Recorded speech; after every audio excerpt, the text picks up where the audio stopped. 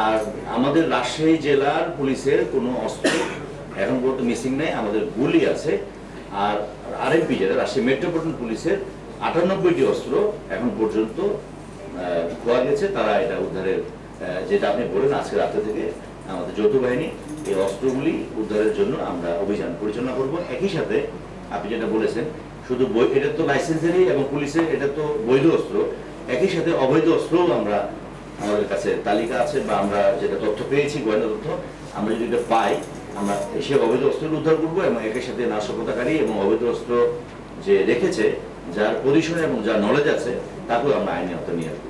পরিচালনার বিষয়টা একটু বলবেন যে কিভাবে আপনারা এই অভিযানটি আজকে থেকে পরিচালনা করবেন রাতের পরে? এইটা আমাদের এখানে যৌথ বাহিনী বলতে এখানে আপনার বাংলাদেশ সেনাবাহিনী, র্যাব, বিজিবি, পুলিশ, আনসার এবং জেলা প্রশাসনের যে জেলা ম্যাজিস্ট্রেট যিনি আছেন, জেলা প্রশাসক মহোদয়, ওনারও অফিসার থাকবেন, সব মিলে যৌথ মিলে আমাদের এই অভিযানটি পরিচালনা। এবং সন্ত্রাসীদেরকেও এখানে আওতার মধ্যে নিয়ে আসবেন কিনা, জি, ইনশাআল্লাহ নিয়ে আসবেন।